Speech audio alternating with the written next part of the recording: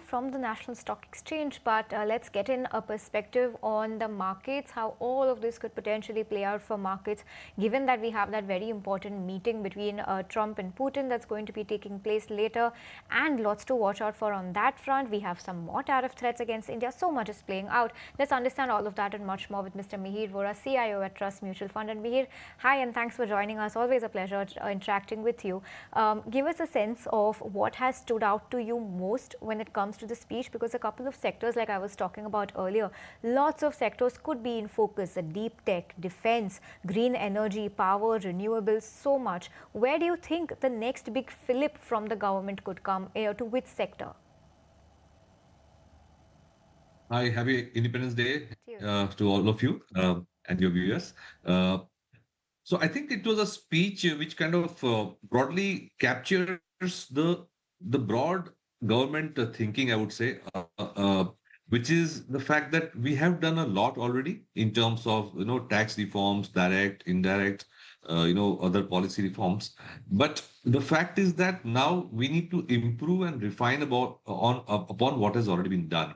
So, in my view, the tax rates per se, broadly speaking, whether it's direct tax or indirect taxes, are kind of reasonable, and there's not much left to do in terms of bringing down the rates, etc. So, of course, there are some of the higher slabs which the Prime Minister hinted, which might be brought down for consumption purposes. Some of the items like cars, etc., probably are taxed too high. They are taxed like luxury goods. So some minor tweaks are required, but broadly speaking, direct and indirect tax rates are kind of normal. The problem has always been in the implementation, interpretation, ease of doing business, and the complexity of the execution, as well as the complexity of the way the laws are drafted. Not the new ones probably, but the legacy laws and legacy rules.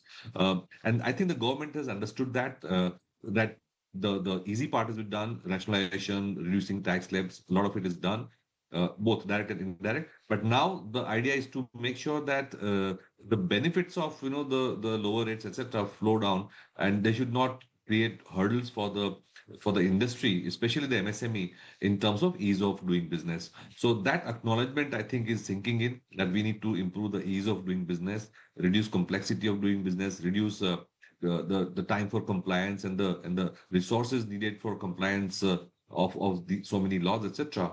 Not only tax laws, but say labor laws, etc., etc.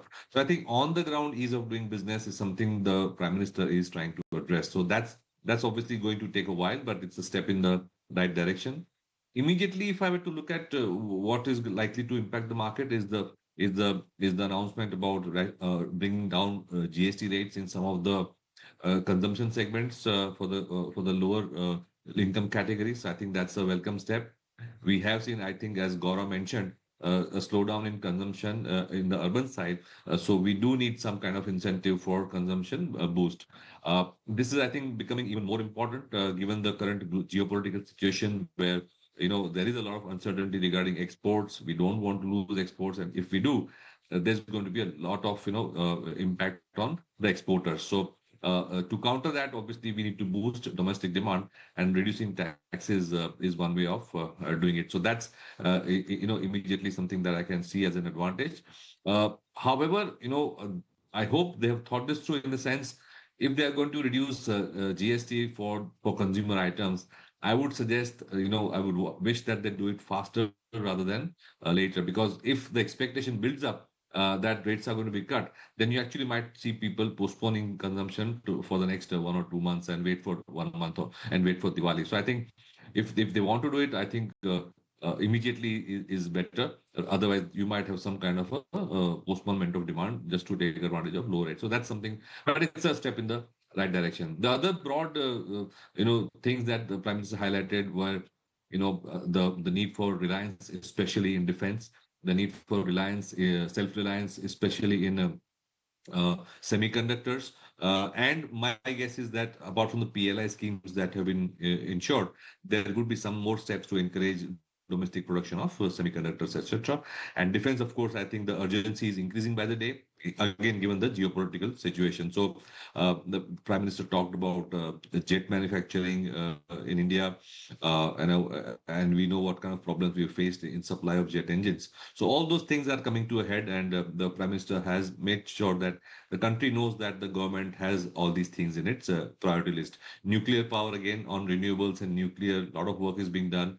The Prime Minister highlighted that fact. Employment is one of the key areas. So there has been announcement. I don't know whether it's an incremental new announcement or a reiteration of what was already announced in the budget of the 15,000 rupees given to the first time